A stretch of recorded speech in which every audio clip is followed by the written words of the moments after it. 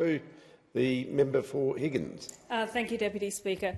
Labor went to the 2019 and the 22 federal elections promising to phase out live sheep exports by sea, and I'm pleased to speak in support of the bill that makes this happen.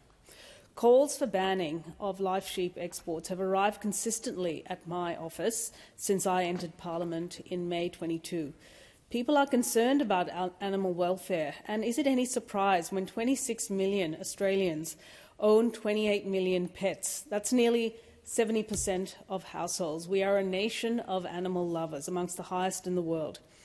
Deborah said, "The quality of a society is reflected in several ways, including the way it treats animals. These animals should be spared another arduous journey into uncertain, war-torn areas. It would be a powerful step to show that the government is serious about animal welfare. Hopefully, locally processed meat, as humanely done as possible, will be our export in place of cruel live animal exports before too much long. A powerful step toward that end would be to spare these poor animals from further distress." From Michael, "It is about time that we all ask ourselves the question, by what right do we take the lives of these sentient beings who feel pleasure, suffer pain, who want to live and who do not want to die, and who have done us no harm? Live animal export is brutal, barbaric and unnecessary. Please use your best endeavours to stop all of this immediately."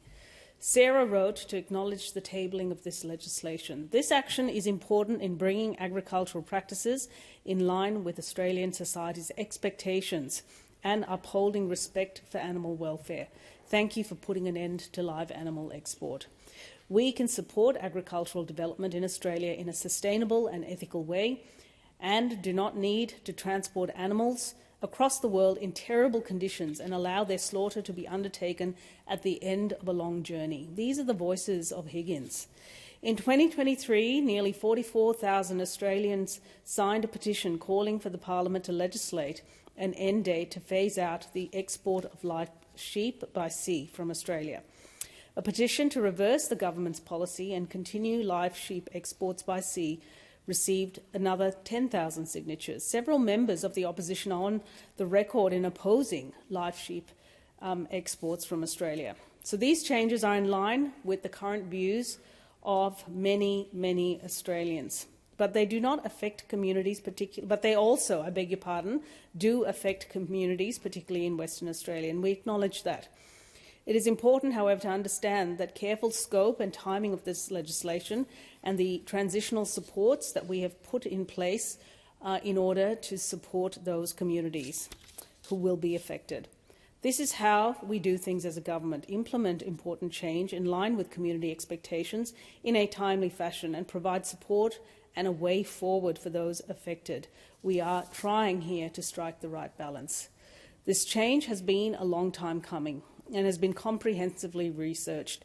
An independent four-person panel that also included a previous CEO of RSPCA engaged with over 2,000 attendees at in-person events and at 330 people at virtual forums. They held over 80 meetings with organisations and farmer representative groups and received over 800 written submissions and 3,300 survey responses. This was incredibly comprehensive. The panel provided its report containing 28 recommendations to the government in October of last year. 23 recommendations have been supported and 5 have been noted. The resulting bill before us prohibits the export of live sheep by sea from Australia from the 1st of May 2028. It allows the export of live sheep by air to continue. It allows the export of all other livestock, including cattle, by sea or by air to continue.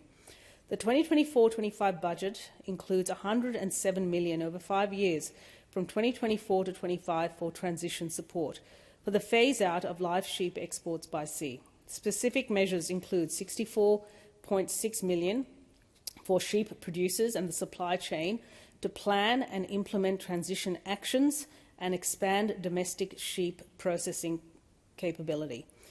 It will also support community and wellbeing activities and rural financial counsellors. $27 million will be allocated to market sheep products in Australia and overseas. 2.6 million will be used to continue to improve sheep welfare standards. 1.7 million will be used to appoint a transition advocate to facilitate two-way communication between industry and government. And finally, 11.7 million will be used for the implementation of the phase-out, including a stock take of transition progress in 2026-27. This is a change that is simply the right thing to do. It has community support and is designed for an orderly transition for industry.